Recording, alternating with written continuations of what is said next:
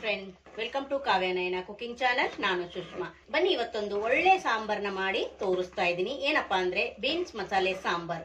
ತುಂಬಾ ಅಂದ್ರೆ ತುಂಬಾ ಚೆನ್ನಾಗಿರುತ್ತೆ. ನೀವು ರೊಟ್ಟಿ ಜೊತೆಗೆ, ಪೂರಿ ಜೊತೆಗೆ, ಹಾಗೆ ಪರೋಟ, ಚಪಾತಿ, ಬಿಸಿ ಬಿಸಿ ಅನ್ನಕ್ಕೆ, ಮುದ್ದೆಗೆ ಸೂಪರ್ ಆಗಿರೋ ಬೀನ್ಸ್ ಮಸಾಲೆ ಸಾಂಬಾರ್ನ ಯಾವ ತರ ಮಾಡೋದು ಅಂತ ತೋರಿಸ್ಕೊಡ್ತಾ ಇದ್ದೀನಿ. ಬನ್ನಿ ಫ್ರೆಂಡ್ಸ್. ನಾನೊಂದಿಲ್ಲಿ ಚಿಕ್ಕ ಮಿಕ್ಸಿ ಜಾರ್ನ ತಗೊಂಡಿದ್ದೀನಿ. ಅದಕ್ಕೆ ಒಂದು ಸ್ವಲ್ಪ ಗೋಡಂಬಿನ ಹಾಕೊಂತೀನಿ. ನಿಮಗೆ ಇಷ್ಟ ಇದ್ರೆ ಜಾಸ್ತಿ ಕೂಡ ಹಾಕೋಬಹುದು. ಹಾಗೆ ಇಲ್ಲಿ ಒಂದು 4 ಪೀಸು ಲವಂಗ, ಒಂದು ಅರ್ಧ ಇಂಚಷ್ಟು ಚಕ್ಕೆನ ಪುಡಿ ಮಾಡಿದ್ದೀನಿ ಸ್ವಲ್ಪ. ಹಾಗೆ ಇಲ್ಲಿ ಗಸಗಸೆ 1 ಟೇಬಲ್ ಸ್ಪೂನ್ ಅಷ್ಟು, ಹಾಗೆ ಕಡಲೆಪಪ್ಪು ಒಂದು 1/4 ಕಪ್ ಅಷ್ಟು ತಗೊಂಡಿದ್ದೀನಿ. ನೀವು ಇದರಲ್ಲಿ ಹೆಚ್ಚು ಕಡಿಮೆ ಮಾಡ್ಕೋಬಹುದು. ಇವಾಗ ಇದೆಲ್ಲವನ್ನು ನಾನು ಮಿಕ್ಸಿ ಜಾರ್ಗೆ ಹಾಕೊಂತೀನಿ. ನೀವು ಕಡಲೆಪಪ್ಪು ಬದಲು ಕೊಬ್ಬರಿ ಕೂಡ ಹಾಕೋಬಹುದು. ಇಲ್ಲ ಕೊಬ್ಬರಿಗೆ ಹಾಗೆ ಕಡಲೆಪಪ್ಪು ಬೇಡ ಅಂದ್ರೆ ಬರೀ ಗಸಗಸೆ ಗೋಡಂಬಿನೇ ಜಾಸ್ತಿ ಮಾಡ್ಕೋಬಹುದು. ಹಾಗೆ ಇದ್ರ ಜೊತೆಗೇನೆ ನಾನು ಸ್ವಲ್ಪ ಕೊತ್ತಂಬರಿ ಸೊಪ್ಪು ಹಾಕ್ತೀನಿ. ಹಾಗೆ ಇದ್ರ ಜೊತೆಗೇನೆ ನಾನು ಪುದೀನ ಕೂಡ ಸ್ವಲ್ಪ ಹಾಕ್ತೀನಿ. ಈಗ ನೀರು ಹಾಕೊಂಡು ನುಣ್ಣಗೆ ಪೇಸ್ಟ್ ಮಾಡ್ಕೊಂಡು ಬರ್ತೀನಿ.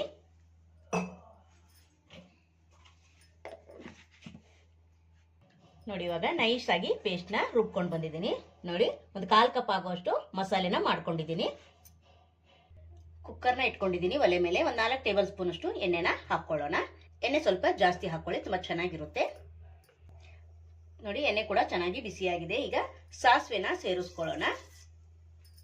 ಹಾಗೆ ಇಲ್ಲಿ ಕರಿಬೇವಿನ ಹೆಸರು ಸ್ವಲ್ಪ, ಹಾಗೆ ಇಲ್ಲಿ ಒಂದು ದೊಡ್ಡ ಸೈಜು ಈರುಳ್ಳಿನ ಸ್ಲೈಸ್ ಆಗಿ ಕಟ್ ಮಾಡ್ಕೊಂಡಿದ್ದೀನಿ, ಅದನ್ನು ಕೂಡ ಹಾಕೊಳ್ಳೋಣ. ಹಾಗೆ 1 ಗೆಡ್ಡೆ ಬೆಳ್ಳುಳ್ಳಿ, ಅದನ್ನು ಕೂಡ ಹಾಕೊಳ್ಳೋಣ. ಹಾಗೆ ಇಲ್ಲಿ 2 ಟೊಮೊಟೊನ ಸಣ್ಣದಾಗಿ ಕಟ್ ಮಾಡ್ಕೊಂಡಿದ್ದೀನಿ, ಅದನ್ನು ಕೂಡ ಸೇರಿಸ್ಕೊತಾ ಇದ್ದೀನಿ. ಚೆನ್ನಾಗಿ ಫ್ರೈ ಮಾಡ್ಕೊಳ್ಳೋಣ. ಈರುಳ್ಳಿ ಕಲರ್ ಚೇಂಜ್ ಆಗಬೇಕು, ಟೊಮೊಟೊ ಕೂಡ ಅಷ್ಟೇ ಸ್ವಲ್ಪ ಮೆತ್ತಗಾಗಬೇಕು. ಅಲ್ಲಿವರೆಗೂ ಲೋ ಫ್ಲೇಮಲ್ಲೇ ಚೆನ್ನಾಗಿ ಫ್ರೈ ಮಾಡ್ಕೊಳ್ಳಿ. ಹೊಸಬ್ರು ಯಾರಾದರೂ ನಮ್ಮ ಚಾನಲ್ ನೋಡ್ತಾ ಇದ್ರೆ ಪ್ಲೀಸ್ ಸಬ್ಸ್ಕ್ರೈಬ್ ಮಾಡ್ಕೊಂಡು ನೋಡಿ. ವಿಡಿಯೋನ ಎಲ್ಲೂ ಕೂಡ ಸ್ಕಿಪ್ ಮಾಡಬೇಡಿ, ಪೂರ್ತಿಯಾಗಿ ವಿಡಿಯೋ ನೋಡಿ ಸಪೋರ್ಟ್ ಮಾಡಿ ಫ್ರೆಂಡ್ಸ್. ಈಗ ಚೆನ್ನಾಗಿ ಫ್ರೈ ಆಗಲಿ. ಹಾಗೆ ಇಲ್ಲಿ ರುಚಿಗೆ ಸ್ವಲ್ಪ ಉಪ್ಪನ್ನ ಸೇರಿಸ್ಕೊಳ್ಳೋಣ. ಹಾಗೆ ಇಲ್ಲಿ ಅರಿಶಿನ ಪುಡಿ ಒಂದು ಅರ್ಧ ಸ್ಪೂನ್ ಅಷ್ಟು ಸೇರಿಸ್ಕೊಂಡು ಮತ್ತೆ ಚೆನ್ನಾಗಿ ಫ್ರೈ ಮಾಡ್ಕೊಳ್ಳೋಣ. ಉಪ್ಪು ಹಾಕಿರೋದ್ರಿಂದ ಬೇಗ ನಮಗೆ ಈರುಳ್ಳಿ ಟೊಮೊಟೊ ಫ್ರೈ ಆಗುತ್ತೆ. ನೋಡಿ, ಚೆನ್ನಾಗಿ ಮಿಕ್ಸ್ ಮಾಡ್ಕೊತಾ ಇದ್ದೀನಿ. ತುಂಬಾ ಅಂದ್ರೆ ತುಂಬಾ ಚೆನ್ನಾಗಿರುತ್ತೆ ಫ್ರೆಂಡ್ಸ್. ನೀವು ಇದನ್ನ ದೋಸೆಗೂ ತಿನ್ಬೋದು, ಹಾಗೆ ರೊಟ್ಟಿಗೆ, ಬಿಸಿ ಬಿಸಿ ಅನ್ನಕ್ಕೆ, ಚಪಾತಿಗೆ, ಪೂರಿಗೆ, ಪರೋಟಾಗೆ ಸೂಪರ್ ಆಗಿರೋ ಕಾಂಬಿನೇಷನ್. ನೀವು ಕೂಡ ಒಂದ್ಸತಿ ಟ್ರೈ ಮಾಡಿ ನೋಡಿ, ನಿಮಗೂ ಇಷ್ಟ ಆಗುತ್ತೆ. ತುಂಬಾ ರುಚಿಯಾಗಿರುತ್ತೆ ಫ್ರೆಂಡ್ಸ್. ನೋಡಿ, ಇವಾಗ ಚೆನ್ನಾಗಿ ಫ್ರೈ ಆಗಲಿ. ನೋಡಿ ಫ್ರೆಂಡ್ಸ್, ಚೆನ್ನಾಗಿ ಈರುಳ್ಳಿ ಟೊಮೊಟೊ ಫ್ರೈ ಆಗಿದೆ. ನೋಡಿ, ಇಷ್ಟು ಫ್ರೈ ಆದ್ರೆ ಸಾಕು. ಇವಾಗ ನಾನು ಇದಕ್ಕೆ ಗರಂ ಮಸಾಲ ಒಂದು ಅರ್ಧ ಸ್ಪೂನ್ ಆಗುವಷ್ಟು ಹಾಕೋತಾ ಇದ್ದೀನಿ. ನೋಡಿ, ಹಾಗೆ ಧನಿಯಾ ಪುಡಿ ಕೂಡ 1 ಟೇಬಲ್ ಸ್ಪೂನ್ ಅಷ್ಟು ಹಾಕೋತಾ ಇದ್ದೀನಿ. ಹಾಗೆ ಇಲ್ಲಿ ನಾನು ಅವಾಗಲೇ ರುಬ್ಕೊಂಡು ಬಂದನಲ್ಲ ಆ ಮಸಾಲೆನ ಇಲ್ಲಿ ಸೇರಿಸ್ತಾ ಇದ್ದೀನಿ. ಮಿಕ್ಸಿ ಜಾರಲ್ಲಿ ಸ್ವಲ್ಪ ನೀರನ್ನು ಹಾಕೊಂಡು ಮತ್ತೆ ಇದನ್ನ ಹಾಕೋಬಹುದು. ಇವಾಗ ಚೆನ್ನಾಗಿ ಒಂದ್ಸತಿ ಮಿಕ್ಸ್ ಮಾಡ್ಕೊಳ್ಳೋಣ. ನೋಡಿ, ಇವಾಗ ಇದಕ್ಕೆ ನಿಮಗೆ ಖಾರ ಎಷ್ಟು ಬೇಕೋ ನೋಡ್ಕೊಂಡು ಖಾರದ ಪುಡಿನ ಸೇರಿಸ್ಕೊಳ್ಳಿ. ನಾನಿಲ್ಲಿ ಒಂದು ಅರ್ಧ ಟೇಬಲ್ ಸ್ಪೂನ್ ಅಷ್ಟು ಖಾರನ ಸೇರಿಸ್ಕೊತೀನಿ.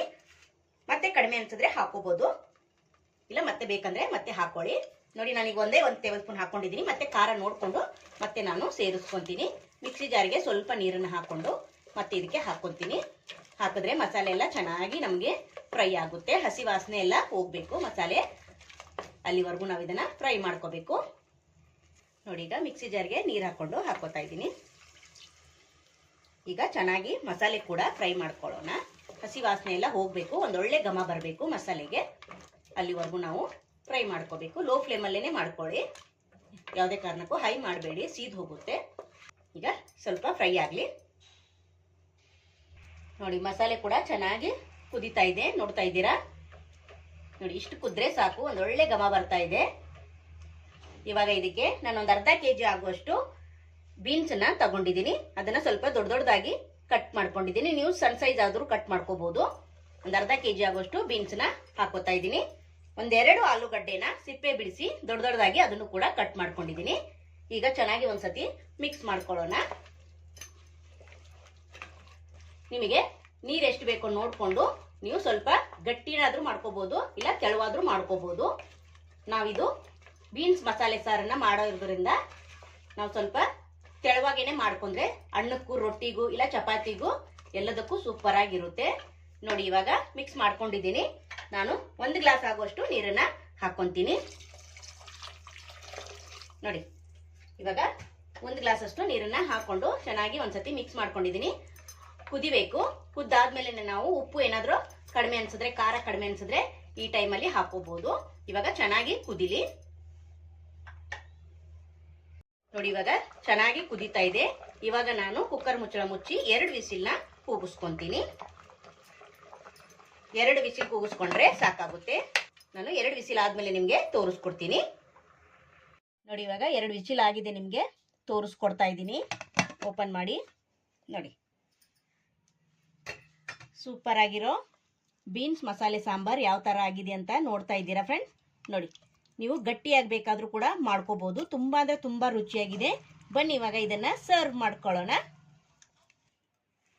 ನೀವು ಇದನ್ನು ರೊಟ್ಟಿ ಜೊತೆಗೆ ತಿನ್ಬೋದು, ಹಾಗೆ ಚಪಾತಿ ಜೊತೆಗೆ ತಿನ್ಬೋದು, ಪೂರಿ, ಮುದ್ದೆ, ಸೂಪರ್ ಆಗಿರುತ್ತೆ ಫ್ರೆಂಡ್ಸ್. ನೀವು ಕೂಡ ಒಂದ್ಸತಿ ಟ್ರೈ ಮಾಡಿ ನೋಡಿ, ನಿಮಗೂ ಇಷ್ಟ ಆಗುತ್ತೆ. ನೀವು ಮತ್ತೆ ಮತ್ತೆ ಮಾಡ್ಕೊತೀರಾ, ಅಷ್ಟು ರುಚಿಯಾಗಿ ಈ ಬೀನ್ಸ್ ಮಸಾಲೆ ಸಾಂಬಾರ್ ರೆಡಿ ಆಗುತ್ತೆ ಫ್ರೆಂಡ್ಸ್. ನೋಡಿದ್ರೆ ಎಷ್ಟು ಚೆನ್ನಾಗಿ ಬಂದಿದೆ ಅಂತ. ನೋಡಿ ಸೂಪರ್ ಅಲ್ವಾ, ಸಖತ್ತಾಗಿದೆ. ಟೇಸ್ಟ್ ಮಾತ್ರ ಅಲ್ಟಿಮೇಟ್ ಸ್ನೇಹಿತರೆ. ಈ ವಿಡಿಯೋ ನಿಮಗೆ ಇಷ್ಟವಾದರೆ ಪ್ಲೀಸ್ ಲೈಕ್ ಮಾಡಿ, ಶೇರ್ ಮಾಡಿ, ಕಮೆಂಟ್ ಮಾಡಿ, ಸಬ್ಸ್ಕ್ರೈಬ್ ಮಾಡ್ಕೊಳ್ಳಿ. ನಮ್ಮ ವಿಡಿಯೋ ನೋಡಿದ್ದಕ್ಕಾಗಿ ನಿಮ್ಮೆಲ್ಲರಿಗೂ ಧನ್ಯವಾದಗಳು. Thank you for watching. ನಮಸ್ಕಾರ ಫ್ರೆಂಡ್ಸ್.